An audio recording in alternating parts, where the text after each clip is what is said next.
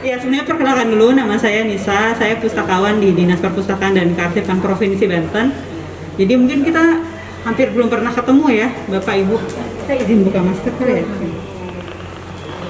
Mungkin kita belum pernah ketemu ya. Jadi selama ini saya di Serang. Nah, di sebelah saya ada penulis buku anak ya, dan juga pendongeng. Mungkin kapal ini aktif di FGL Fun Garden Literasi ya. Tuh. Cuma kegiatannya banyak di Jakarta ya Kak, gitu. Nah, salah satu karya yang mau kita obrolin hari ini adalah karya terbaru dari Kak Palupi, judulnya Kembang Goyang Gita, gitu. Buku ini adalah buku cerita anak ya Kak, gitu, yang ditulis sama ini buku kedua ya, buku kedua. Yang pertama tuh Ondel-Ondel ya, Ondel-Ondel. Ini banyak mengangkat budaya ya, baru ingat itu. Kapal ini juga baru lulus dari master di UPI ya, gitu, di jurusan pendidikan dasar gitu. Emang cinta anak-anak ya.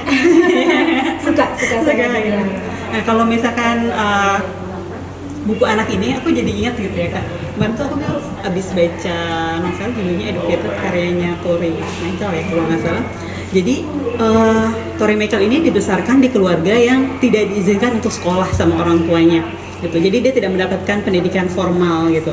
Tapi yang membuat satu keluarganya ini punya pengetahuan sangat banyak adalah ayahnya itu selalu menceritakan gitu. Jadi hobi ayahnya ini budaya lisan di keluarganya ini berjalan sangat bagus. Jadi pengetahuan di keluarganya ini diturunkan melalui budaya lisan, sehingga aku rasa dan baru kemarin juga kita merayakan Hari Dongeng Internasional ya gitu. Jadi aku rasa kita gitu ya hari ini saat kita ingin menyebutkan kata pendidikan bukan lagi perihal sekolah formal ya, tapi juga informal itu bagian yang sangat penting, dan bercerita adalah salah satu cara yang efektif untuk kita menularkan ide kepada orang lain gitu. Nah, ini kita masuk aja langsung nih ke bukunya nih. Kembang Goyang Gita ini berarti baru banget terbit. Iya, terbitnya kemarin di acara Hari Dongeng Internasional. Kita memilih tanggal itu sama penerbit. Kebetulan penerbitnya juga datang. Di situ ada Mas Afan, gitu ya. Terima kasih Mas sudah hadir. Jadi dipilih Hari Dongeng Internasional sebagai pengingat bahwa cerita itu bisa menjadi suatu hadiah dan hal yang menyenangkan bagi anak, sehingga itu bisa menjadi kado terindah juga dari orang dewasa yang membacakannya kepada anak-anak.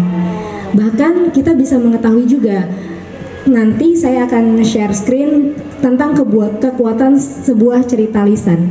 Kita pernah ingat tentang peristiwa tsunami di Aceh yang menelan banyak korban. Ternyata ada satu desa di Aceh yang bernama Desa Simelu di Aceh.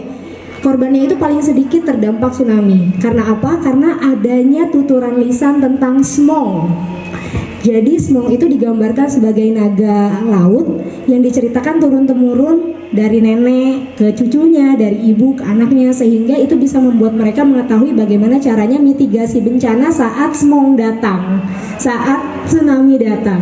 Dan cerita ini sudah diteliti oleh para peneliti dunia, dan ini membuat satu konklusi atau kesimpulan bahwa cerita yang dituturkan secara turun-temurun, cerita yang dituturkan dengan apik dan menyenangkan, mampu melekat dan mengubah karakter seseorang atau pengetahuan seseorang. Gitu Kak. Bahkan menjadi cara efektif untuk mengajarkan tanpa menggurui bahkan. Tanpa harus ngajarin, nanti kalau mulai ada ombak datang semuanya turun, itu nggak usah kayak gitu. Nggak usah gitu. Tapi mereka sudah tahu kalau alam bawah sadar. Iya, kalau naga laut datang, apa yang harus mereka lakukan? Cari tempat tinggi. Gitu. Terus naga laut sukanya apa? Dan mereka yang harus menghindari hal-hal yang disukai naga laut, seperti misalnya pohon atau gedung-gedung gitu. Mereka harus menghindari seperti itu. Iya. Dan itu sudah diteliti dan sudah banyak dituturkan kembali melalui buku cerita anak. Nah, untuk buku Kembang Goyang Gita ini kebetulan memang saya punya ketertarikan Kak terhadap kearifan lokal. Jadi kearifan lokal yang bisa diangkat waktu itu buku pertamanya adalah ondel-ondel. Dulu tuh saya melihat sesuatu hal yang saya temui, ondel-ondel tuh bukan lagi jadi satu budaya, tapi ondel-ondel tuh malah jadi yang seperti minta-minta di rumah-rumah gitu, keliling-keliling gitu. Nah, anak-anak tuh taunya seperti itu, padahal harusnya anak-anak mengetahui bahwa ondel-ondel ikon budayanya Jakarta. Terus untuk Kembang Goyang Gita ini sebenarnya bukan hanya di Jakarta, tapi khasnya saja di Jakarta, bahkan di Provinsi Tangsel, di Provinsi Banten, di provinsi yang lain juga gitu ada. kembang goyangnya. Cuma memang khasnya saja yang dari Jakarta gitu. Gitu sih Kak. Nah, ini kan ada tokoh yang namanya Gita ya. Ya. Gita ini adalah anak berusia Berusia 9 tahun. yang sama neneknya. Iya. Ini karena biasanya kan kalau cerita itu kan diambil dari tokoh-tokohnya gitu ya, dari kehidupan kita sehari-hari. Apakah ini menggambarkan Kapal atau penulis ini lagi Kak Devina? Iya, jadi di sini tergambar di covernya ada nenek dan Gita, anak perempuan. Ternyata ketika menulis buku ini, katanya cerita itu selalu memilih orang yang tepat, katanya gitu. Jadi ketika menulis cerita ini, saya menemukan Kak Devina selaku ilustrator yang juga punya kemiripan sama diri saya, yaitu kita berdua sama-sama anak nenek. Karena anak pertama, terus orang tua kami bekerja, akhirnya kita dirawat sama nenek. Nah, nenek kami itu berdua adalah yang suka masak gitu. Jadi kami belajar masakan dari nenek. Ternyata masak itu bukan hanya sekedar untuk menghasilkan makanan, tapi bisa meningkatkan bonding antara anak kecil dan orang dewasa. Misalnya kalau ayahnya suka masak, bondingnya akan lekat tuh sama ayahnya. Kalau ibunya suka masak juga sama, anaknya juga akan lekat bondingnya. Sama juga kalau neneknya suka masak, cucunya juga akan lekat. Jadi kita sering nggak sih merasa kalau kita sering GoFood misalnya, terus kita tiba-tiba kangen masakan ibu nih, kangen masakan rumah. Ternyata yang bikin kangen itu bukan hanya sekedar masakannya, tapi memorinya saat makan bersama, saat masak bersama. Jadi itu sih yang pengen dibangun Kak. Dan iya ya, terkadang di kehidupan kita hari ini yang serba instan gitu ya, yang kita lupa adalah ikatan-ikatan yang tidak sengaja kita lakukan ya. Maksudnya menghabiskan waktu bersama gitu. Ketika ya tadi Paul bilang gitu ya, kita GoFood terus kemana-mana, mungkin kalau saat belum ada Gojek gitu ya atau Gokar, kemana-mana kan harus minta antar orang terdekat kita gitu ya, entah kakak, ayah atau ibu gitu ya, sehingga kita banyak menghabiskan waktu sama orang terdekat kita gitu. Nah, salah satunya ini Gita dan neneknya. Iya. Melalui masak mereka akhirnya bisa menghabiskan waktu bersama dan banyak punya ada satu pengalaman tertentu ya. Aku mau spoiler boleh? Boleh banget Kak. Nanti kita akan analisis sih sebenarnya. iya, akan analisis. Jadi setelah bedah buku ini, saya juga akan sharing tentang teknik menulis buku anak dari pengalaman-pengalaman yang saya lakukan gitu, sehingga akhirnya nanti bisa jadi informasi juga untuk Bapak Ibu. Bagaimana sih sebenarnya memulai untuk menulis cerita anak? Ternyata bisa kita pelajari, bisa kita tahu polanya, dan bisa kita aplikasikan juga.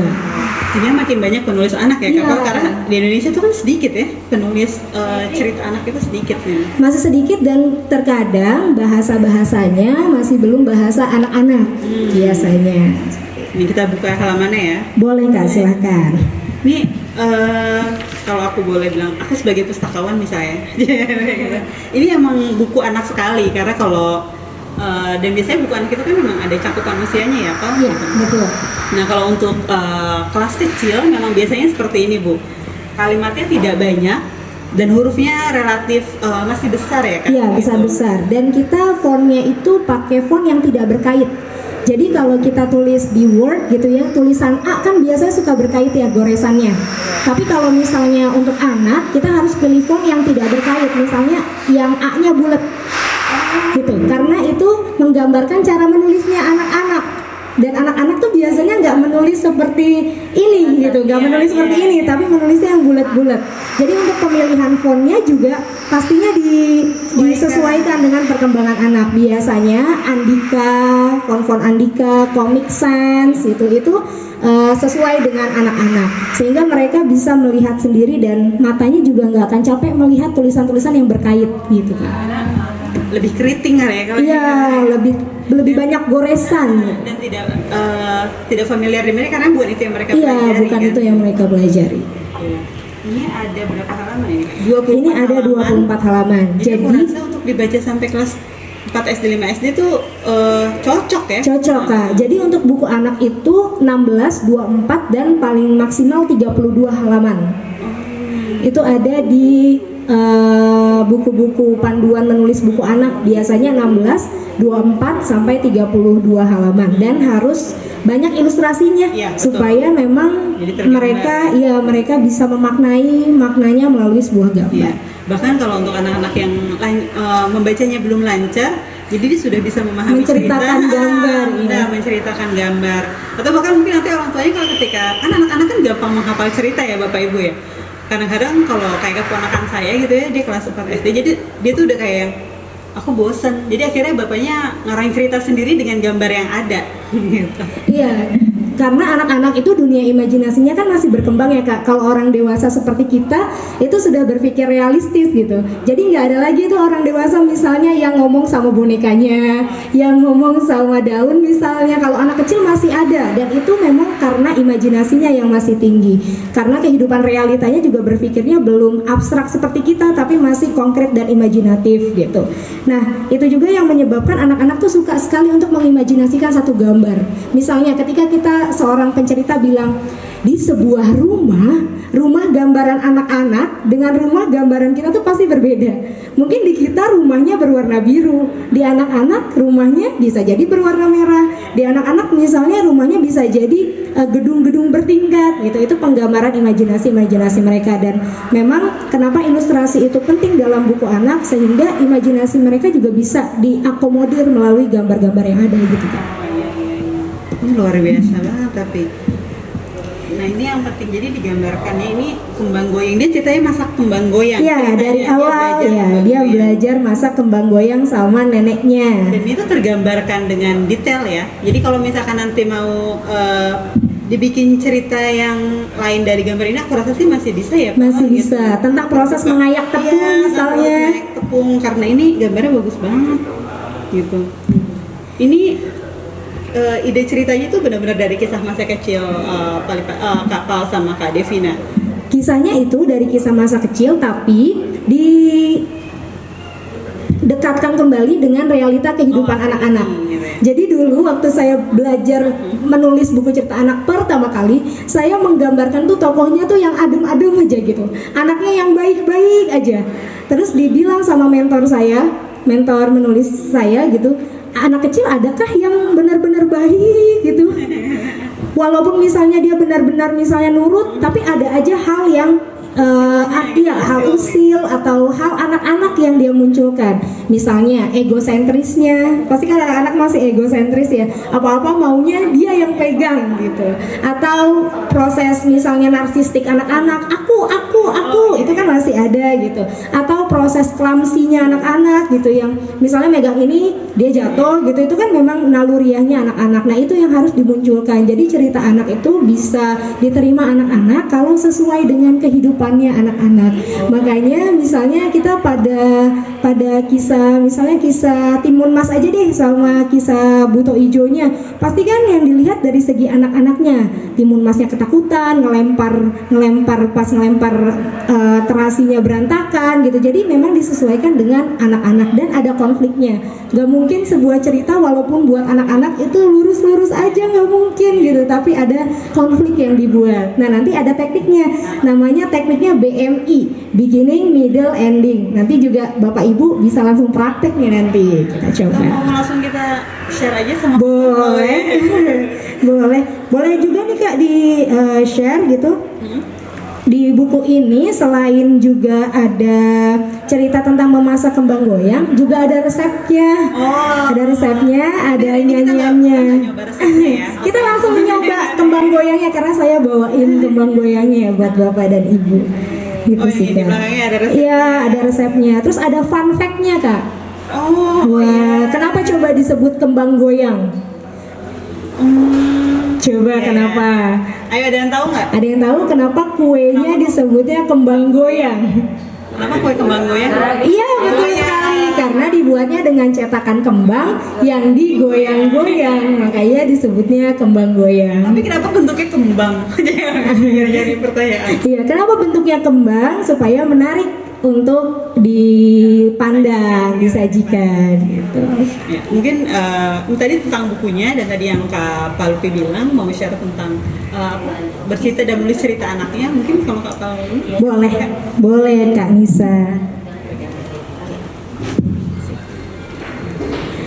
Ya, untuk Materinya, ini materi yang mau saya sharing ke Bapak dan Ibu. Semoga ini bukan sebagai ajang untuk bedah buku atau kita mempromosikan bukunya, tapi juga ada insight yang saya berikan ke Bapak dan Ibu tentang bagaimana bercerita dan menulis cerita anak. Asyiknya bercerita dan menulis cerita anak. Kalau tadi sudah diperkenalkan sama Kanisa, sebenarnya saya lupa nih memperkenalkan diri gitu ya. Saya Palupi Mutiasi, biasa dipanggilnya Kak Pal kalau sama anak-anak. Karena biasanya anak-anak lebih mengingat two syllable atau dua suku kata. Kayak Upi mungkin dia bisa ingat Budi gitu. Tapi kalau Palupi itu kadang susah buat anak, jadi dipanggilnya Kak Pal. Oke. Bercerita itu seru karena apa? Karena imajinasi. Karena apa lagi? Karena apa? Karena ekspresif. Karena apa lagi? Bercerita itu seru karena bisa membuat anak-anak tertawa, bisa membuat imajinasinya berhamburan, ada ekspresi yang lucu, ada suara yang seru juga, gitu ya. Biasanya variasi-variasi suara bisa dihadirkan dalam sebuah cerita. Dan ada banyak sekali kosakata yang bisa diserap anak melalui kegiatan bercerita. Kalau tadi Kak Nisa sudah menjelaskan tentang buku yang dia baca, ada salah satu misalnya keluarga yang tidak menyekolahkan anaknya tapi membuat banyak cerita di keluarga, itu bisa mengembangkan kosakatanya dan imajinasinya, itu benar.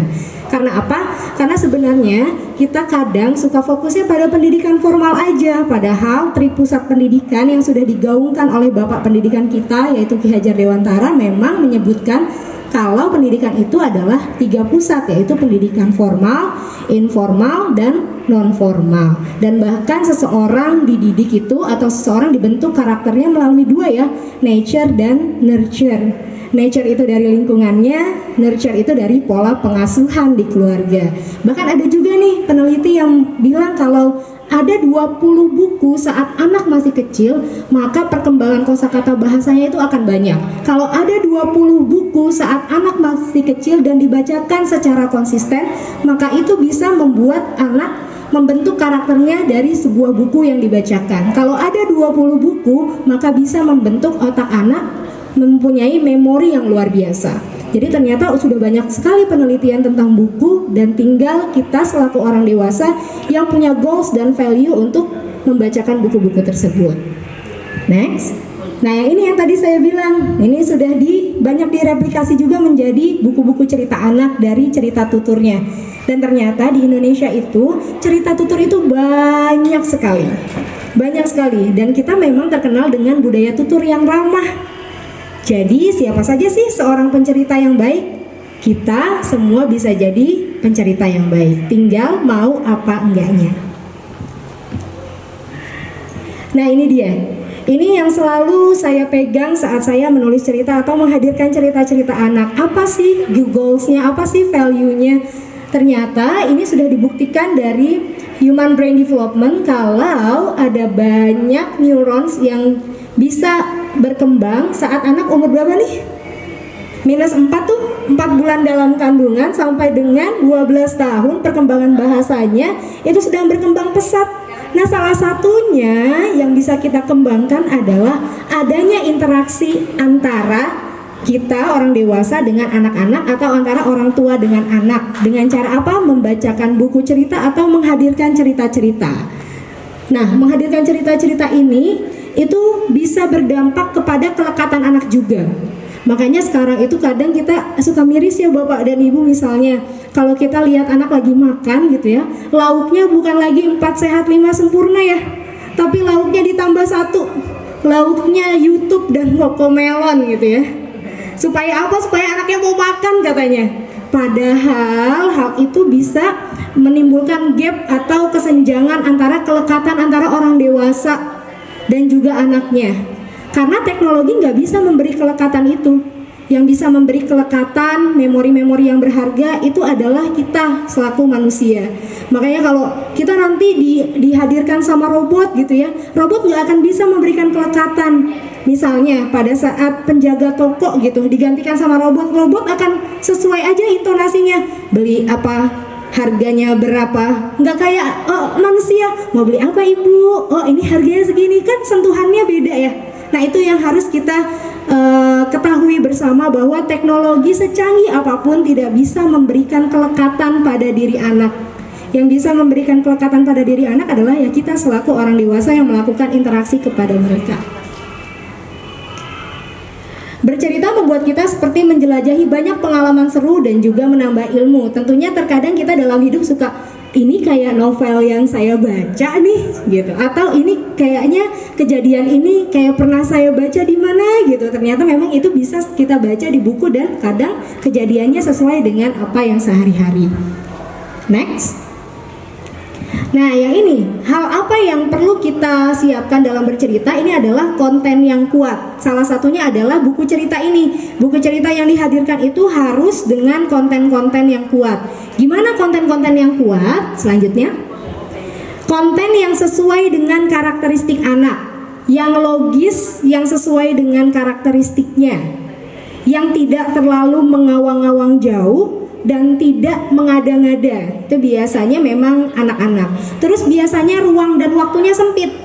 Kalau novel kan ruang dan waktunya lama, misalnya keesokan harinya, terus misalnya 2 bulan kemudian, terus misalnya 3 bulan kemudian. Tapi kalau untuk kisah-kisah anak, kita analisis dari buku-buku anak, nggak pernah ada yang sampai berbulan-bulan. Pasti timingnya tuh cepet, waktunya tuh cepet. Misalnya dari pagi ke pulang sekolah gitu, atau misalnya hari ini sama hari esok gitu misalnya, atau bahkan cuma satu waktu doang kalau buku anak gitu. Jadi time slapnya itu cepet biasanya kalau untuk anak-anak. Kenapa? Karena memang anak-anak belum bisa berpikir yang terlalu abstrak. Kalau kata Piaget, salah satu pakar kognitif, anak-anak itu memang kalau di usia PAUD dia biasa adalah sensori motornya yang bekerja. Kalau di usia SD, operasional konkretnya yang bekerja. Kalau di SMP, operasional abstraknya. Di SMA lebih abstrak lagi. Maka kadang kita orang dewasa suka berpikir yang terlalu abstrak, karena memang perkembangan otaknya pada saat itu adalah saat abstrak gitu. Makanya kita suka kalau malam gitu ya, malam itu adalah waktu yang kadang orang-orang berpikirnya secara abstrak banget. Takut sendirian, besok mau ngapain ya? Terus saya itu menyenangkan banyak orang nggak ya? Padahal di hati anak-anak nggak ada tuh kamus itu menyenangkan banyak orang. Ya dia melakukan aja apa yang dia senangi gitu. Tapi kalau orang dewasa ada itu, iya, karena memang perkembangan kognitifnya berbeda dengan anak-anak. Terus ceritanya dekat dengan anak, misalnya tentang binatang kesukaannya, gitu kan, atau tentang masak-memasak bersama neneknya, bersama ibunya gitu. Terus misalnya tentang bermain bersama teman-temannya. Jadi kontennya memang sesuai dengan cerita anak-anak. Terus ada dinamika konfliknya. Cerita anak tuh boleh nggak sih lurus-lurus aja, yang nggak bisa gitu. Bahkan saat saya bertemu sama Kak Afan dan Kak Melvi selaku penerbit, ini dinamika konfliknya mesti ditambah lagi nih gitu. Jadi ternyata memang kisah-kisah anak itu harus juga ada konfliknya. Supaya apa? Supaya anak belajar tentang bagaimana problem solvingnya. Dan cerita anak yang sekarang itu, penulis-penulis cerita anak sering memberitahukan bahwa sudah tidak zamannya lagi misalnya ada peri yang datang membantu gitu. Itu sudah tidak zaman lagi gitu. Kenapa? Karena memang zamannya sekarang anak-anak berusaha untuk tinker, menjadi seorang pemikir yang juga kreatif terhadap masalah-masalahnya. Makanya hal-hal itu bisa dihindari. Next. Mari menganalisis buku cerita anak. Di sini saya bawa beberapa untuk dianalisis saja. Mungkin bisa dibagikan 4 dulu Kak buat dianalisis saja. Nanti kalau misalnya mau memilikinya bisa menghubungi penerbitnya langsung, tapi ini dianalisis saja. Boleh berkelompok gitu ya, samping-sampingan gitu. Kita menganalisis dulu, karena kalau tidak dianalisis tidak akan tahu.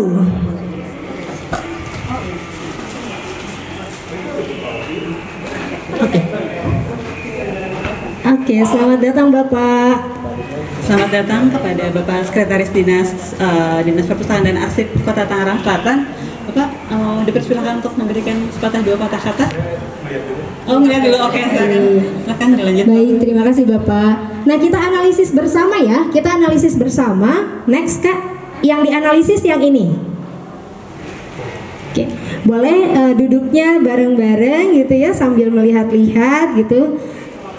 Iya, kita analisis bersama sambil kita tahu polanya. Buku cerita anak itu biasanya ada yang mayoritas itu ada BMI-nya. Yang pertama itu adalah beginning, yang kedua itu adalah middle, yang ketiga adalah ending. Itu pasti di seluruh buku anak ada yang namanya BMI. Makanya kita sebutnya kalau mau menulis buku anak itu ada teknik BMI-nya. Nah, beginningnya itu awalnya yang berisikan keinginan dari tokoh itu. Middle-nya itu adalah konflik-konflik yang ada. Biasanya konflik anak-anak itu berisi repetisi-repetisi. Suka baca buku anak, misalnya dia isinya konfliknya repetisi atau konfliknya bertahap. Dari konflik yang kecil ke yang besar lagi, gitu ya. Terus adanya ending penyelesaian. Siapa yang harus menyelesaikan? Tokohnya yang menyelesaikan, bukan orang lain. Jadi makanya penulis-penulis sekarang sudah satu suara bahwa tidak ada lagi abrakadabra tuh. Misalnya ada tahu-tahu ada yang bantu gitu atau tahu-tahu ada yang menolongnya gitu. Itu dia sendiri yang harus menciptakan penyelesaian dari konflik. Nah, kita analisis nih, boleh dibaca dulu. Kira-kira beginningnya yang mana? Apa sih keinginannya dari si tokoh itu? Lalu kita analisis juga buku yang lain. Nanti saya tampilkan juga buku yang lain dari selain buku ini. Mana beginningnya, mana middle-nya, mana ending-nya? Ya kira-kira yang mana Bu beginningnya? Beginning karena begin dari awal ya? Iya, yang awalnya, betul. Apa sih keinginannya gitu? Keinginannya apa? Oke, ya betul. Dia berniat untuk mengikuti lomba. Lomba apa? Lomba membuat kembang goyang. Kapan lombanya? Ya, Festival Jakarta. Kapan waktunya? Dia bilang di situ besok ya. Berarti waktunya memang tidak berbulan-bulan atau tidak berhari-hari. Oke, ketemu. Sekarang middle-nya, coba dibaca lagi. Mana konflik-konfliknya? Apa aja sih konfliknya?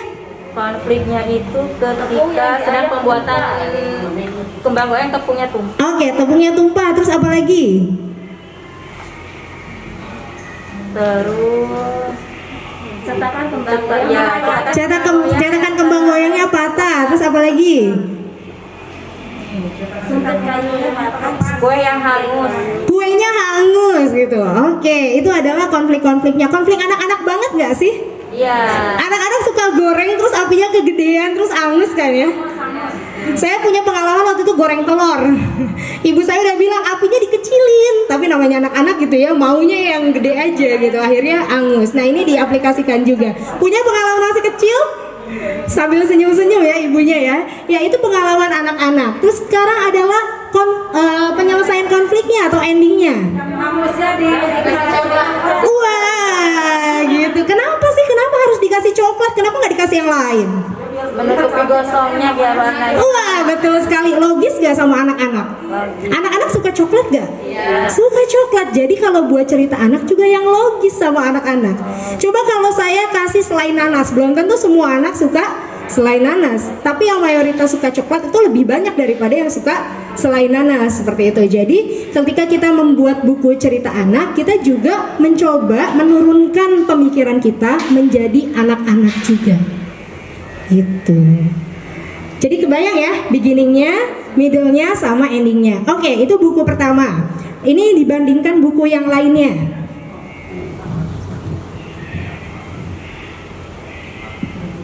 Ini ada satu buku juga. Boleh dari awal Kak. Kita analisis mana beginning, mana middle, mana ending. Ini ada buku Rudy. Ini dari Let's Read The Asia Foundation. Saya sengaja membandingkan supaya saya tidak terlalu egosentris dengan buku saya saja gitu. Tapi memang ini sudah menganalisa beberapa buku. Kita lihat ya. Rudy. Namaku Rudy. Aku tinggal di istal bersama kuda-kuda lain. Kami membantu anak-anak yang ingin belajar berkuda. Tapi aku tak pernah terpilih karena suraiku jelek. Teman-temanku memiliki surai yang indah.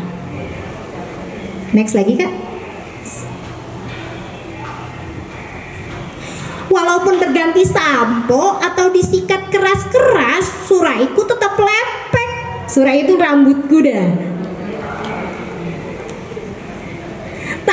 Tiap kali ada anak yang ingin belajar berkuda, mereka selalu memilih yang lain.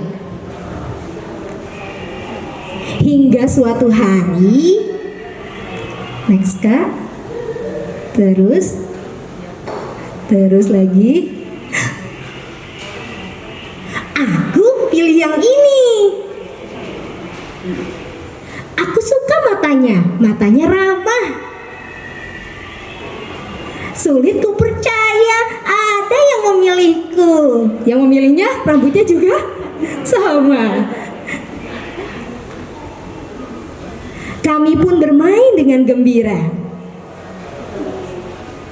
Kini aku tak malu lagi dengan suraiku karena ada yang menyukai mataku. Mana beginningnya? Kuda yang ingin ikut bermain sama anak-anak atau dipilih sama anak-anak. Mana konfliknya? Konfliknya dia merasa surainya jelek. Terus udah disampoin tetap jelek, udah disikat tetap jelek, ada konfliknya. Terus penyelesaiannya gimana? Dia tetap nunggu. Apakah dia ditolong orang? Enggak, tapi dia tetap tunggu. Ternyata ada seorang anak yang sukanya sama apa? Rambutnya. Kenapa sukanya sama rambutnya? Iya, sama matanya juga. Tapi kenapa suka sama kuda itu juga? Di ilustrasinya digambarkan tuh. Rambutnya sama. Jadi ada logika berpikir yang memang dibuat dalam buku cerita anak yang sesuai dengan cerita anak-anak. Kalau nanti nih ibu-ibu punya banyak buku cerita anak atau bapak-bapak punya banyak buku cerita anak, coba dibuka-buka.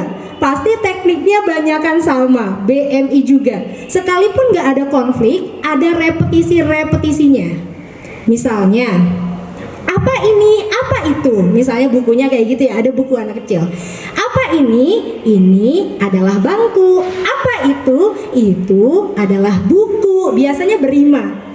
Jadi ada yang ada konflik, tapi ada juga yang pengulangan atau repetisi gitu. Nah, karena saya nggak pengen sendirian gitu ya, saya ingin mengajak Bapak dan Ibu untuk juga punya rancangan ide cerita anak yang mungkin nanti bisa dikembangkan dan mungkin nantinya juga bisa bertemu penerbit gitu ya, bertemu penerbit. Biasanya kadang penerbit itu memang jodohnya kita gitu. Saya bertemu dengan Kak Melvi dan Mas Afan karena punya satu value yang sama. Mereka bergerak di bidang literasi, terus mereka juga suka konten-konten lokal gitu ya. Jadi akhirnya kita bertemu. Gimana caranya menemukan penerbit? Kita coba sebar-sebar dulu saja tulisan kita. Tulisan yang ditolak penerbit bukan tulisan kita jelek, tetapi perlu pengembangan lagi dan memang harus ketemu penerbit yang lebih cocok dengan value kita gitu. Ini pengalaman saya menulis juga sih. Dulu SMP saya suka menulis, nggak pernah terbit-terbit. Pas SMA menulis di salah satu media massa di Media Indonesia itu terbit karena ternyata memang ada rubriknya dan value-nya, ada yang bisa menaungi tulisan saya gitu. Jadi saya nanti kalau nulis nggak terbit-terbit Kak, jangan gitu dulu. Kita memang harus mencoba dan juga mencari yang tepat. Oke. Di slide-nya Kak. Nah, selain kita juga mencoba untuk menulis dengan teknik BMI itu, kita juga harus menghadirkan imajinasi dalam setiap karya kita. Imajinasi yang seperti apa? Imajinasi yang memang menggambarkan imajinasi anak-anak gitu. Jadi jangan sampai tidak ada imajinasi dalam sebuah cerita. Gimana sih didapetinnya imajinasi? Bisa dengan membayangkan, bisa dengan bermain bersama anak-anak, bisa dengan mencoba untuk diri kita untuk tidak jaim menjadi anak-anak juga gitu. Biasanya ini saya pakai kalau saya sedang bercerita. Misalnya, di suatu pagi ada matahari yang bersinar terang. Matahari itu menandakan waktu pagi sudah datang. Saat waktu pagi ada suara ayam yang berkokok. Berkokoknya semakin kencang. Kalau tidak ada imajinasi, maka akan gini, gitu. Tapi karena mengimajinasi, oh ayam gimana sih, suaranya seperti apa sih, maka kita akan mencoba untuk menirukannya. Dan juga misalnya imajinasi itu membuat sesuatu yang tidak ada menjadi ada. Misalnya pada saat SpongeBob misalnya, imajinasi, apa yang terbayang? Pelangi, padahal pelanginya ada nggak? Nggak ada gitu. Maka dalam penulisan buku cerita anak atau dalam menceritakan cerita anak itu harus ada imajinasi.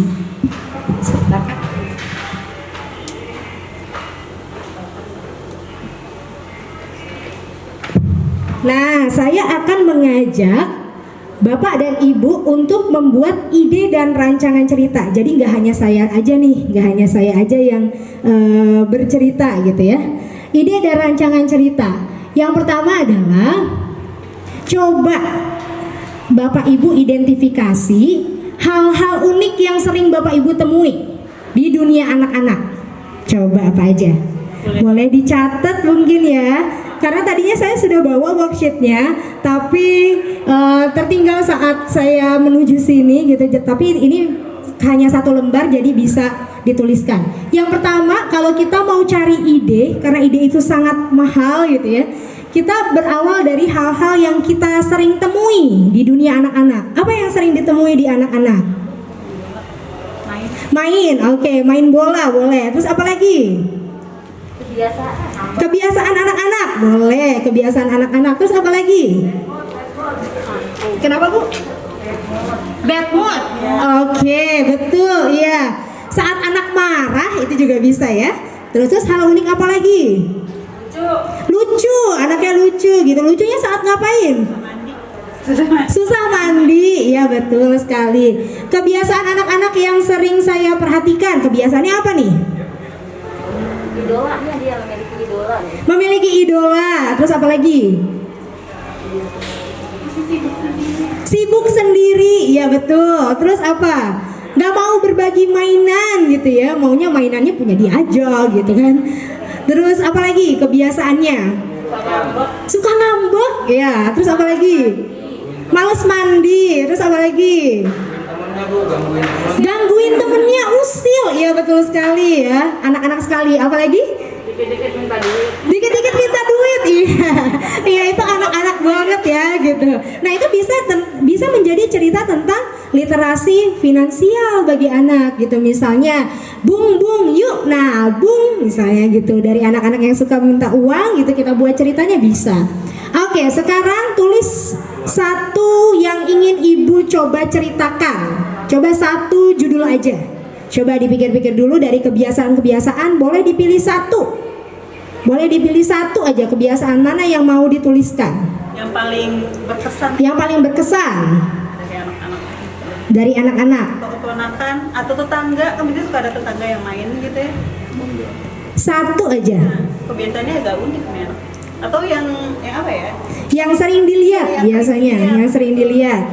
Oke, sudah ada yang mencoba menuliskannya. Tidak apa-apa, nanti kita berbagi ya Bu.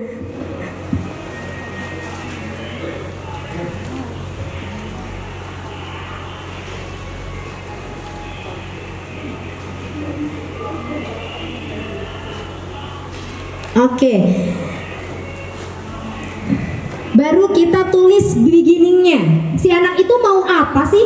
Si anak itu cita-citanya apa sih? Apa yang ingin dicapai sih? Kita coba frameworknya gitu dulu. Apa yang mau dicapai sama anak-anak? Dia mau punya uang banyak karena minta uang terus, dia maunya minta uang banyak gitu ya. Punya uang yang banyak gitu ya. Biasanya anak-anak di kantong kiri ada, di kantong kanan ada gitu ya. Atau dia udah minta sama ibunya, minta lagi sama neneknya. Nah, itu sering juga tuh.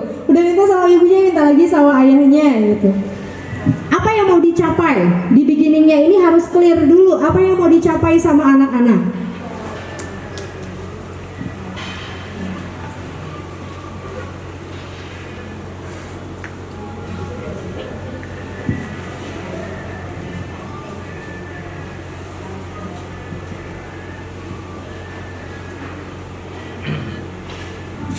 Saya ngerjain UTS ya.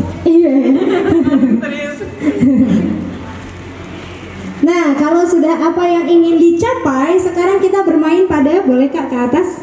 Kita bermain pada middle-nya atau konfliknya. Tantangannya apa aja sih? Coba dituliskan kira-kira tantangannya apa aja. Ketika dia mau mencapai sesuatu, tantangannya apa aja? Ketika dia mau menabung misalnya, dia tergoda sama es krim, itu tantangan kan? Yang anak-anak banget gitu. Dia tergoda sama apa lagi gitu. Beli cilung.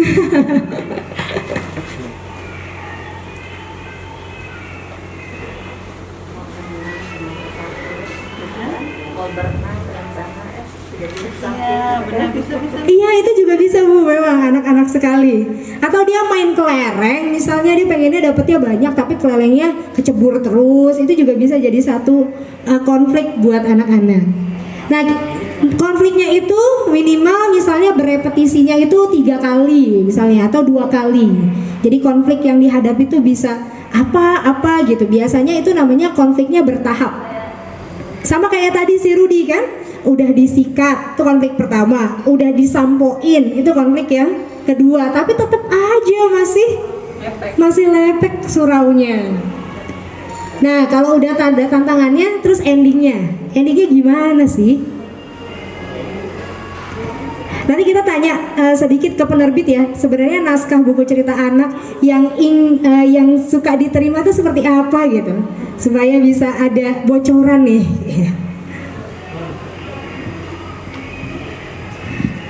Oke, sudah.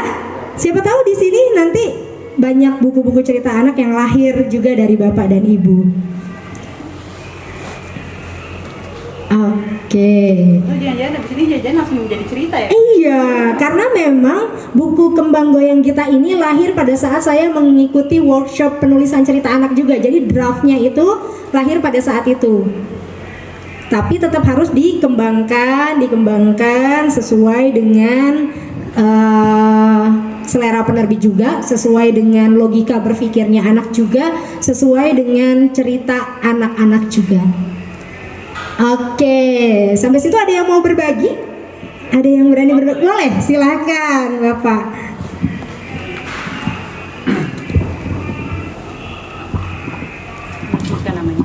Ya, nama Ade Irawan dari Min 2 Kota Tangerang Selatan. Jadi kebetulan saya juga punya anak kecil Bu, umur 3 tahun.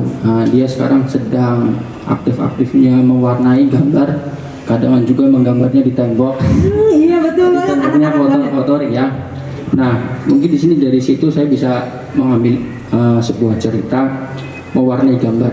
Beginningnya ini mewarnai sebuah gambar diwarnai seperti itu. Nah, kemudian untuk middle-nya atau konfliknya, warna yang sesuai itu tidak ada, atau cat air misalnya pengen warna oranye ternyata tidak ada. Nah, kemudian untuk penyelesaiannya mencampurkan warna merah dan kuning untuk menjadi oranye. Wah, keren banget. Terima kasih. Keren banget. Jadi akhirnya dia nyoba-nyoba ya. Oh, bukan. Terus dia coba lagi. Oh, bukan. Dia coba lagi. Oh, bukan ini yang aku mau. Terus akhirnya dia coba mencampurkan, campur. Mungkin pada saat menemukannya campurannya berbeda juga. Misalnya warna merah dan hitam jadinya coklat, warna merah dan ini. Jadi ada value pencampuran warna dan sains yang dilakukan. Tapi idenya keren banget. Boleh tepuk tangan untuk Bapak.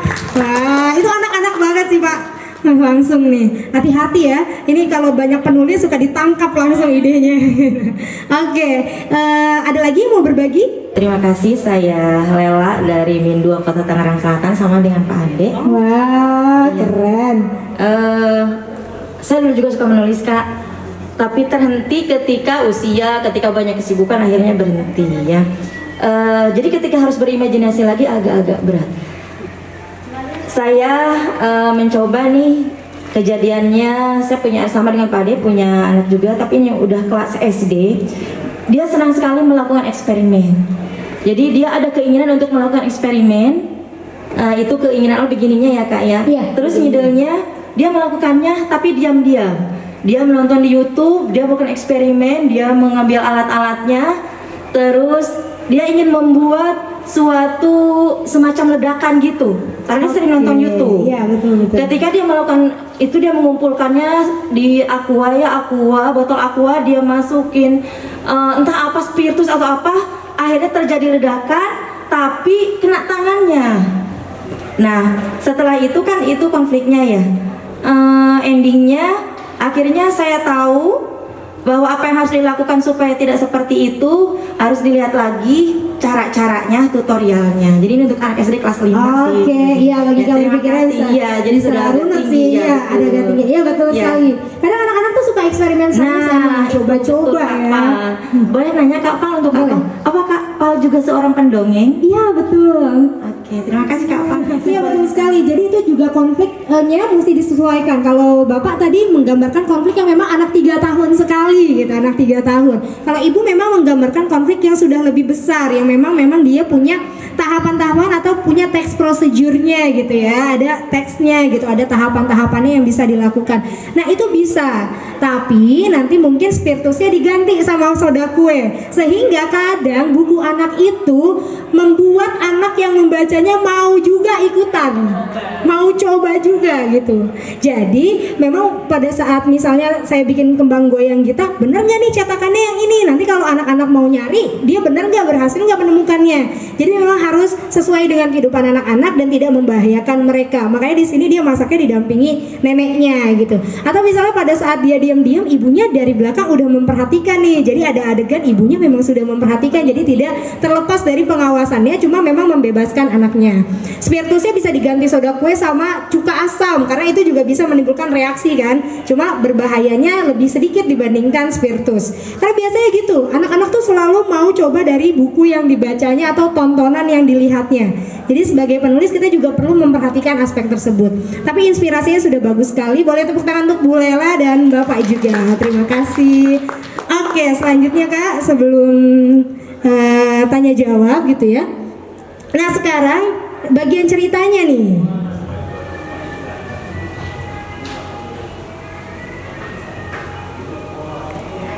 Kalau bercerita, ekspresinya juga harus totalitas ke anak.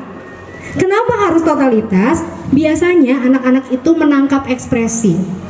Anak-anak itu susah sekali untuk mengeluarkan ekspresi, maka dia harus diwadahi dengan ekspresi yang totalitas. Bagi anak-anak yang ekstrovert, anak-anak ekstrovert gampang sekali gitu berekspresi gitu. Tapi bagi anak-anak yang introvert misalnya akan susah. Nah, caranya bagaimana? Ketika dia menangkap sebuah ekspresi dari orang dewasa, dia akan punya banyak referensi ekspresi yang bisa dia salurkan. Nah, makanya itu orang dewasa juga harus, kalau dalam bercerita harus punya ekspresi yang totalitas, karena ekspresi itu bisa membuat cerita lebih memiliki rasa. Kalau saya belajar voice over, saya juga sedang merambah nih Bu, ngisi-ngisi iklan brand gitu pakai voice over, pakai suara saya. Jadi ternyata ekspresi itu mempengaruhi suara. Misalnya kalau kita bilang, halo Bapak Ibu, enak ya kalau pakai suaranya tuh dengan senyum gitu. Halo Bapak dan Ibu, coba disama-sama. Halo Bapak Ibu. Tapi kalau pakai ekspresinya yang datar, pasti suaranya yang dihasilkan juga akan jadi datar. Halo Bapak dan Ibu. Coba? Malas jawabnya. Males kan jadinya gitu. Atau pakai ekspresi yang marah, halo Bapak dan Ibu gitu. Atau yang kesel, halo Bapak dan Ibu. Dia jadi kesel gitu ya. Jadi ternyata ekspresi itu akan berpengaruh juga pada intonasi suara kita dan suara yang dihasilkan, terlebih dalam bercerita. Kalau misalnya, udahlah Ibu males lah ceritanya, udah sendiri aja, terus tiba-tiba ibunya lagi kesel cerita, pada suatu hari ada anak yang begini, ada anak yang begitu, kira-kira anaknya akan gimana? Nggak mau lah Ibu lah. Tapi kalau ekspresinya totalitas, pasti juga intonasi yang dihasilkan juga totalitas. Misalnya orang-orang pengisi suara iklan, dia itu harus membayangkan juga gimana bacanya. Misalnya iklan misalnya layanan masyarakat.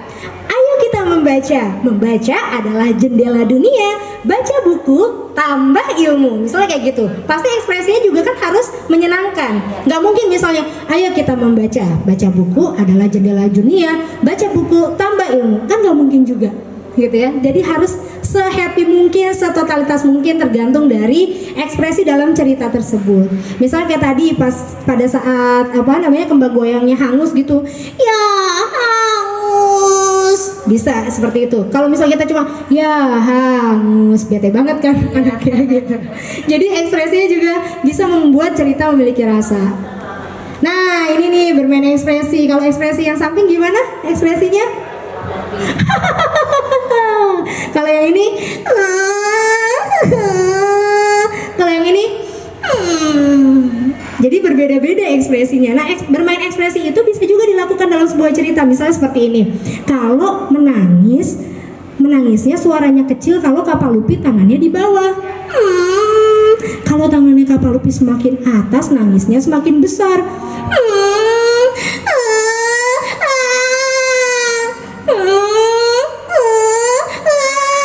Nah, itu siapa yang bisa diajak bermain ekspresi? Anak-anak. Tapi kalau instruksinya clear dan juga si penceritanya juga totalitas, dia akan mau tuh menirukan dinamika ekspresi. Kan ada anak yang nangisnya sembunyi-sembunyi ya.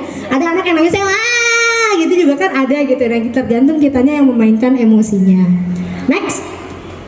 Nah ini pasti ekspresi yang tergambar. Yang lain ya. Yang ekspresi yang tergambar adalah bahagia gitu. Nah untuk bercerita sendiri kepada anak, selain kita yang pencerita, kita juga coba untuk melatih critical thinkingnya anak dengan cara membaca gambarnya. Kira-kira apa ya yang dilakukan sama tokohnya? Kira-kira perasaannya seperti apa ya? Itu bisa membuat anak mengeksplorasi daya pikirnya. Next lagi Kak. Oke, yang terakhir misalnya variasi suara. Sebelum berakhir nih, saya mau sedikit memberitahukan kalau misalnya kita menulis cerita, kita juga harus menggambarkan variasi-variasi suara. Begitu juga kalau kita mau bercerita. Tapi variasi suara ini ditaruh di paling belakang dulu, karena ini suka menjadi hal yang jadi alasan buat bapak ibu. Nggak bisa lah cerita, orang saya mah suaranya nggak bisa beda-beda gitu. Padahal bukan suaranya yang harus beda-beda, konten ceritanya dulu yang kuat gitu. Baru bisa menghasilkan variasi suara dari konten cerita itu. Baru kita bisa mengeksplorasinya. Baru kita bisa mainin intonasinya. Padahal sebenarnya kalau ekspresi dan intonasinya sudah pas, pastinya juga akan lebih pas lagi. Nah, variasi suara ini bisa kita hasilkan pakai apa yang ada di mulut kita sendiri. Bisa lidah, gigi, seperti ini. Ayo, siapa yang mau baca bareng nenek yuk? Misalnya. Terus kita pindahin lagi lidahnya. Ayo, siapa yang mau baca bareng kakek? Bisa juga. Kita pindah lagi ke atas.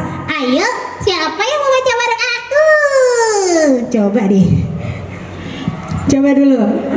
Yang kesini dulu langsung ya. Malu-malu langsung. Iya memang harus didajain dulu. Coba sama-sama. Ayo, siapa yang mau bercerita? Iya, jadi dengan cara kita iya betul banget. Gimana Pak? Ayo, siapa yang mau? Nah, keren banget. Oke, ya. Jadi dengan kita mencoba-coba menggerakkan lidah kita, bibir kita itu juga bisa menghasilkan suara yang berbeda. Bahkan pada saat kita kecil dulu kita juga suka memainkan suara loh. Dengan cara seperti itu aja sudah menarik gitu. Nah, variasi suara tuh juga bisa dilakukan dengan menirukan suara-suara yang ada di sekitar kita. Misalnya kayak suara binatang yang gampang-gampang dulu kayak ayam.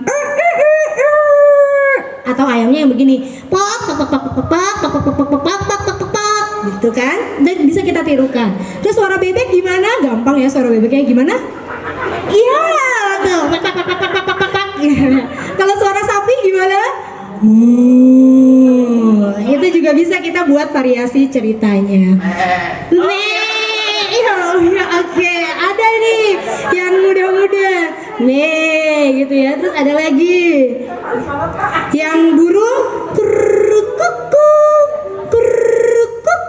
Bisa jadi kayak gitu. Atau yang kucing. Gimana kalau kucing? Nah, itu bisa menjadi variasi-variasi suara kita. Next. Nah, ini juga bisa nih. Kalau bayi, gimana biasanya bayi? Mau makan. Biasanya kayak gitu. Tapi kita mencoba untuk mau makan. Kita yang mencoba untuk membenarkan nih. Karena ada sebuah penelitian juga nih. Seorang anak bisa salah pengucapan karena tidak ada yang membenarkan saat dia kecil. Atau kita merasa suara itu lucu bagi anak.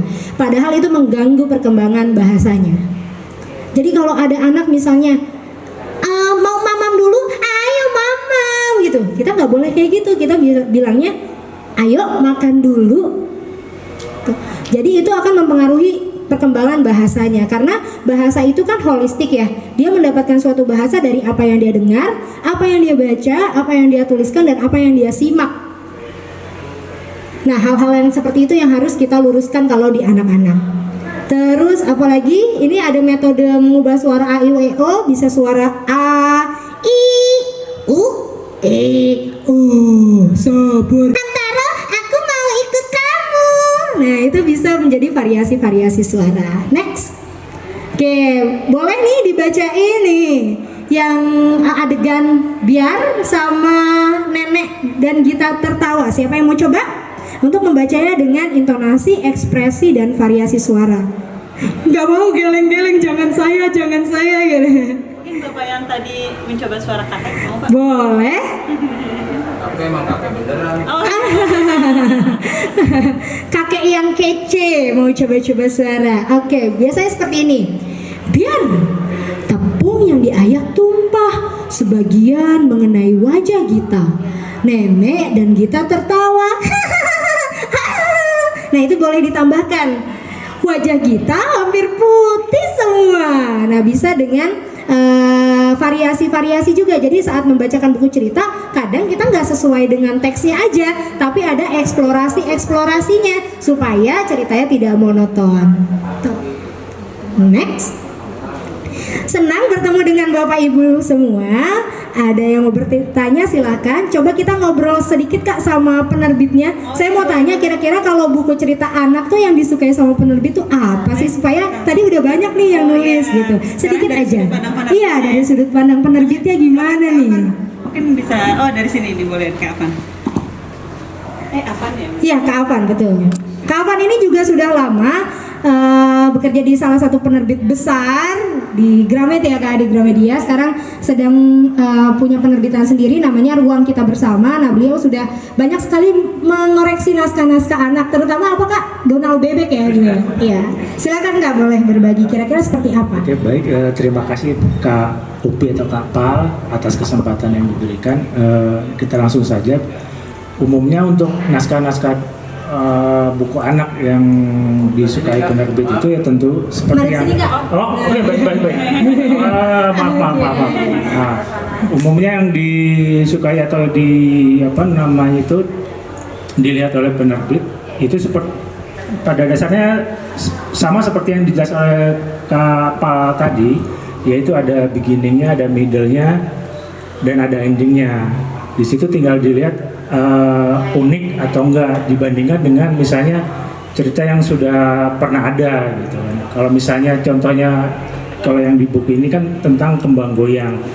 Kalau kita lihat untuk belakangan ini udah boleh dibilang jarang sekali gitu anak-anak kenal dengan kembang goyang ini. Jadi di situ nilai uniknya dibandingkan dengan buku cerita yang lain gitu. Atau misalnya tentang tadi yang diceritakan oleh Kak Upi tentang Semong yang cerita tutur kata di Aceh itu kan juga mungkin sudah nggak diingat orang atau orang sudah melupakan itu, kemudian ada penelitian muncul lagi cerita secara turun-temurun. Nah, itu kan juga unik ya, kurang lebih pada prinsip dasarnya ada materi dasarnya itu sama seperti yang dijelaskan oleh Kak Pal tadi, yaitu ada beginningnya, ada middle-nya, dan ada endingnya. Tinggal di situnya Ada dinamikanya atau konfliknya. Sebenarnya juga bukan konflik sih, sebenarnya lebih ke masalah yang unik ya. Masalah unik dan bisa jadi sehari-hari gitu kita temui di sekitar kita. Jadi Kehidupan sehari-hari. seperti itu kurang lebihnya. Wah, terima kasih banyak Kak Afan. Jadi ini bisa jadi bocoran nih kepada Bapak dan Ibu yang mau menerbitkan naskahnya, entah itu di penerbit manapun gitu ya. Tetap harus mengedepankan konflik-konflik yang unik untuk anak dan memang dekat dengan kehidupan sehari-hari. Ya, dekat dengan kehidupan sehari-hari gitu. Jadi nggak usah jauh-jauh dulu, yang sekitar kita aja gitu. Jadi lebih ke betul dinamikanya itu yang bisa terlihat unik dibandingkan dengan naskah-naskah atau tulisan-tulisan yang lain. Oke, terima kasih banyak Kak Afan. Kasih Afan. Oke. Oke, nah itu sudah dapat bocoran dari Kak Afan. Nanti Kak Afan juga akan memberitahukan jika ada yang berminat bisa langsung ke Kak Afan, menghubungi Kak Afan saja gitu. Tapi ini bisa tanya jawab dulu. Sambil tanya jawab, saya bawa oleh-oleh buat Bapak dan Ibu untuk mencoba kembang goyangnya. Tapi ini bukan saya yang bikin sendiri, bukan. Saya cuma biar otentik aja gitu. Bahwa ada loh. Belum bisa, saya harus belajar dulu kayaknya. Gitu. Ada yang mau bertanya? Oh. Oke, sudah ada. Assalamualaikum warahmatullahi wabarakatuh. Waalaikumsalam warahmatullahi wabarakatuh. Saya dari MI Nurul Hidayah, depan RSUD itu. Begini, di ending itu seharusnya kan itu tokoh yang menyelesaikan ya. Kalau lihat dari tadi Ibu Ella itu, ketika dia memberikan nih tutorial yang benar ini berarti itu kan ada faktor dari luar. Ada faktor dari luar, bukan murni dari tokoh. Yang itu yang saya harus diluruskan kembali. Kemudian bisa nggak sih ketika penentuan ending dari middle yang ada itu endingnya itu bukan tersurat tapi tersirat? Bisa ya? Bisa. Baik, mohon dijelaskan itu saja dari kami. Terima kasih. Assalamualaikum warahmatullahi wabarakatuh. Waalaikumsalam warahmatullahi wabarakatuh. Ya, jadi untuk yang cerita Bu Ella tadi memang ada tokoh lain yang membantu, tetapi kita bisa meramunya bahwa tokoh tersebut yang mencoba untuk menemukan penyelesaian konfliknya. Misalnya dia melihat lagi nih, oh caranya salah, lalu dia misalnya bertanya sama ibunya, Bu, ternyata nggak pakai spiritus, ternyata pakai soda kue. Coba kata ibunya lihat di dapur. Jadi walaupun dia pakai bantuan orang lain, dia mencoba untuk menggali idenya sendiri gitu. Jadi nggak langsung ujuk-ujuk ibunya bilang pakai ini aja gitu, nggak gitu. Tapi anaknya yang mencoba untuk bertanya. Nah biasanya seperti itu yang diminati gitu. Terus tersurat atau tersirat? Bisa tersirat juga. Kayak misalnya ending di buku ini, endingnya itu saya mau menanamkan value gitu ke anak-anak bahwa ketika lomba dan gak menang itu nggak apa-apa. Tapi kan nggak mungkin ya dikasih tahu bahwa ketika lomba dia nggak menang nggak apa-apa gitu kan secara gamblang ya. Tapi saya memberitahunya adalah bahwa ketika dia menghadapi pengumuman, si Gita itu menghadapi pengumuman, dia nggak maju di depan. Tapi dia tetap suka karena teman-temannya tetap memilih kembang goyangnya untuk dimakan. Kenapa teman-temannya tetap memilih? Teman-temannya juga anak-anak. Kenapa dipilih kembang goyangnya kita sama temannya yang anak-anak? Karena pakai coklat, pakai seres juga. Jadi bisa secara tersirat, bisa sekali, tidak harus tersirat gitu Bu. Terima kasih. Ada lagi? Assalamualaikum warahmatullahi wabarakatuh. Waalaikumsalam warahmatullahi wabarakatuh. Saya dengan Bu Lutaya dari STKN 5 Tangsel. Kebetulan karena saya mengampu mata pelajaran farmakologi, saya tidak ingin siswa saya itu terlalu bosan dengan mata pelajaran yang saya ampu. Untuk ini membuat lebih rileks gitu. Kadang saya untuk melatih literasi, saya juga membuat puisi gitu.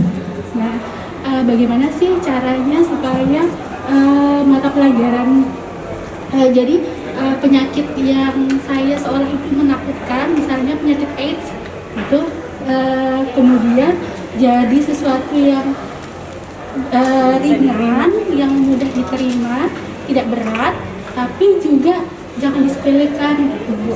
Apakah perlu dilengkapi dengan seperti gambar-gambar tadi, kemudian intonasi yang menarik ketika kita menjelaskan, kemudian untuk puisinya sendiri tadi saya letakkan di awal atau di akhir ini? Oke, baik. Terima kasih banyak Ibu. Memang untuk melakukan sebuah pembelajaran yang menarik, kita perlu memahami gaya belajar anak. Gaya belajar anak ini akan sama sampai dia dewasa. Ada 3 gaya belajar yang harus kita pahami dan itu akan sama sampai dia dewasa. Yang pertama adalah visual, yang kedua adalah auditory, yang ketiga adalah kinestetik. Setiap orang punya 3 gaya belajar itu punya, cuma yang dominannya yang mana.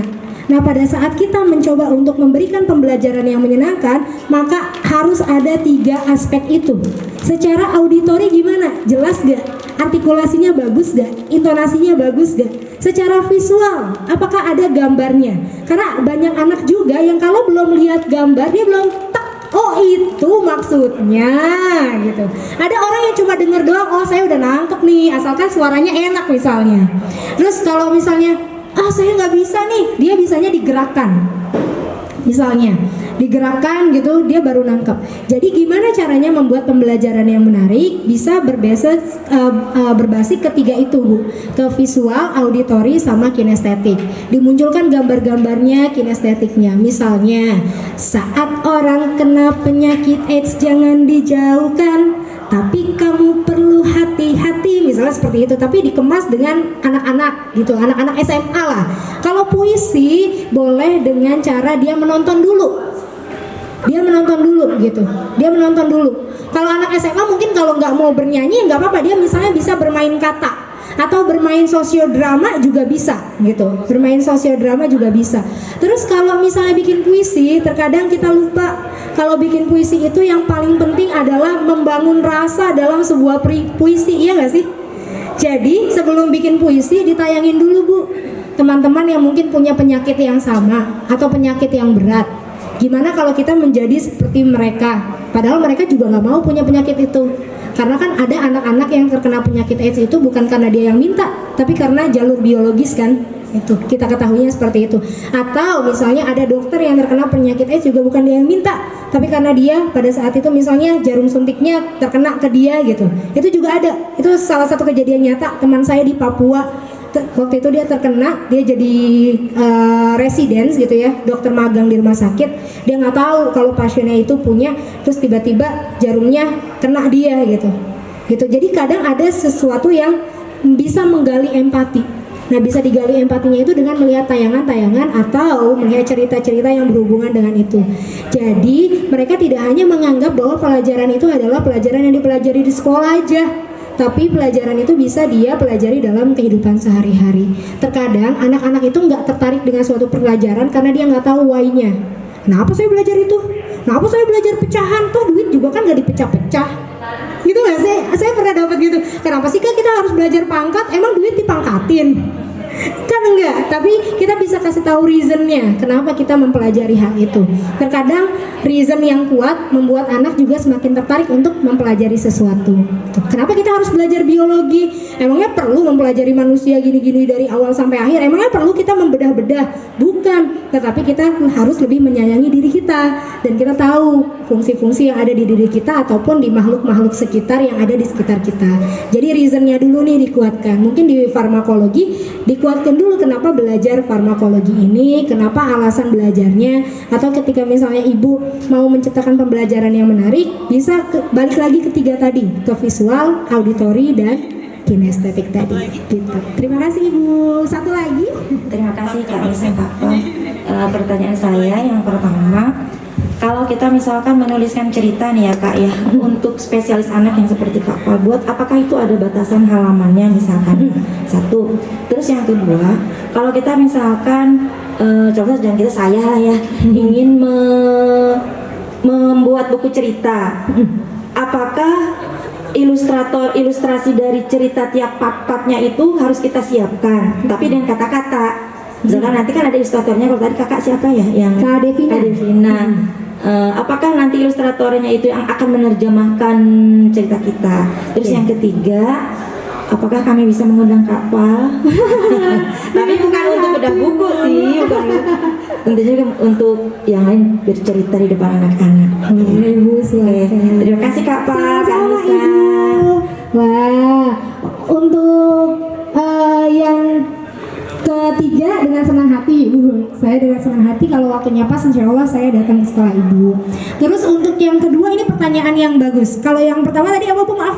Ada jumlah halaman. Oh iya, halaman. Oke, halaman untuk buku anak itu tadi berdasarkan penelitian-penelitian biasanya 16, 24, 32. Kenapa hal itu? Supaya anak-anak memang nggak kebanyakan. Karena pembacanya itu kan punya tingkatan pembaca ya. gitu, tingkatan pembaca. Makanya di situ cuma 24 halaman. Kenapa juga 24 halaman? Karena dari sisi penerbitan itu memang 4444 gitu. Karena kalau nggak 4 tuh bingung sisipannya di mana atau banyak kertas yang terbuang gitu. Jadi harus 4444. Jadi 16, 24 dan 32 seperti itu. Terus ini pertanyaan bagus banget. Ini saya sharing lagi ya. Saya langsung sharing saja deh untuk pertanyaan yang kedua. Jadi kalau menulis cerita anak itu ada storyboard juga. Ya betul. Bu mau lihat storyboardnya ya? Iya ada.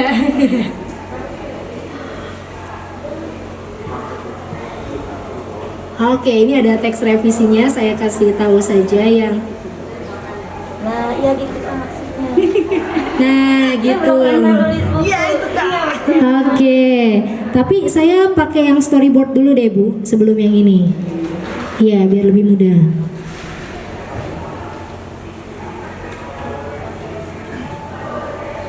Video ya bentuknya. Enggak. Kalau misalkan kita menulis di majalah, saya dulu tuh menulis cerita di majalah atau koran ya Kak, cukup dengan ceritanya saja diberikan, ketika terbit langsung ada ilustrasinya. Oh iya. Oh ini karena bentuknya Karena bentuknya buku, berkain. iya. Ya, bentar ya Bu. Sebentar, saya cari dulu. Ini Baik, pertanyaan Kakak. menarik karena ini bisa jadi satu referensi juga.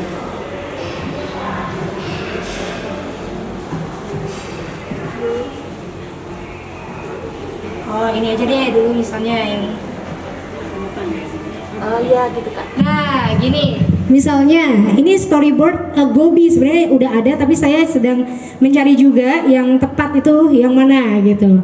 Ini, jadi kita bikin sinopsisnya dulu. Biasanya ada judul, terus ada jenjang. Kita maunya jenjang apa? Oh gitu-gitu. Ada prabaca PAUD, misalnya usianya 4-6 tahun gitu ya. Ada temanya apa? Mau temanya apa? Fokus karakternya mau apa? Jadi karakter yang mau kita bangun dari sebuah buku tersebut kita yang tahu penulisnya, tapi nggak perlu kita jabarin di cerita karena bisa yang tadi Ibu bilang tersirat ya dalam cerita, nggak harus tersurat. Lalu sinopsisnya sedikit aja, baru kita penokohannya.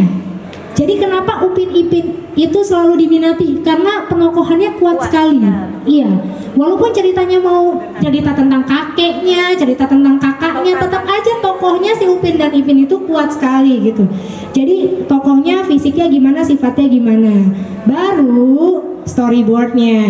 Jadi storyboard tuh kayak gini, ada halaman, ada teksnya, ada gambaran ilustrasinya. Nah iya itu. Misalnya, inilah Gobi, gerobak ajaib yang aku miliki. Ia membawaku ke sana kemari. Karena ini untuk prabaca PAUD, biasanya kata-katanya lebih berima. I. Coba deh lihat bacaan-bacaan yang PAUD. Biasanya kayak gitu. Apa ini? Apa itu? Gitu kan. Terus ini juga saat malam tiba, Gobi menjadi tempat tidur untuk aku dan ayah. Terus di sini ada ilustrasinya. Suasana malam. Keinginan kita ya. Iya betul, nanti diterjemahkan sama ilustratornya. Tapi storyboard seperti ini mempermudah ilustrator untuk tahu apa sih keinginan penulisnya. Oh iya. Gitu, makanya biasanya buku-buku anak juga gitu. Atau kalau mau belajar lagi, saya sering intip Instagramnya Watik Idio, salah satu penulis buku anak senior juga. Dia waktu nulis buku Corona juga kayak gini, ada halaman, ada teksnya, ada gambaran ilustrasi, sehingga ilustratornya tuh nggak bingung menebak mengawang-awangnya gitu. Itu sih Bu. Itu pertanyaan yang kedua. Yang ketiga, boleh dengan senang hati kita sama-sama belajar bersama. Saya juga dapat banyak inspirasi dari Bapak Ibu, dan semoga hal ini bisa membuat Bapak Ibu juga tergerak untuk menuliskan buku-buku cerita anak atau kisah-kisah yang menyenangkan bagi anak.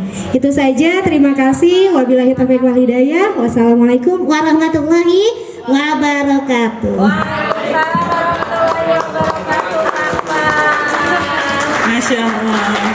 Ini wow, banyak banget Kak. Aku insight-nya Masya Allah. Dan semoga Bapak Ibu juga merasakan hal yang sama gitu ya, mendapatkan insight yang luar biasa sekali hari ini. Kalau dari tadi penjabarannya Kapal, buku ini mungkin bisa cocok dibaca sampai kelas 3 SD ya Kak? Kelas 4 juga masih. Kelas 4 masih bisa gitu. Dan semoga buku anak hari ini tuh makin banyak gitu ya Kak. Kalau tadi yang Kapal sharing kan, semoga kita juga jadi terdorong nih untuk bikin cerita anak gitu. Kalau misalkan hari ini banyak Bapak dan Ibu bingung, ini buku anak sedikit, akhirnya jadi diem gitu. Ternyata kehidupan kita sehari-hari pun bisa dijadikan Iya, bisa diangkat. inspirasi cerita gitu. Mungkin belum dijadiin buku, tapi bisa dijadiin cerita untuk orang-orang terdekat kita dulu gitu, untuk anak-anak. Terima kasih banyak sharingnya hari ini, Kapal. Luar biasa banget, Masya Allah gitu. Nanti kalau mau minta kontaknya Kapal bisa setelah ini ya Bu. Kapal ini memang pendongeng Bapak dan Ibu, cuma kebanyakan aktif di Jakarta ya Kak. Iya, Gitu. di Jakarta. Kapal ini guru sains. Ya, guru sains juga. Guru sains. Kapal ini punya komunitas namanya Fun Garden Literasi. Beberapa kali ngisi di Perpustakaan dan Kearifan Provinsi Banten juga gitu. Mungkin demikian kegiatan kita hari ini. Terima kasih banyak untuk antusiasme Bapak dan Ibu. Ini kembang goyangnya masih ada kalau mau diicip. Sekali lagi terima kasih banyak Kapal. Wassalamualaikum warahmatullahi wabarakatuh. Waalaikumsalam warahmatullahi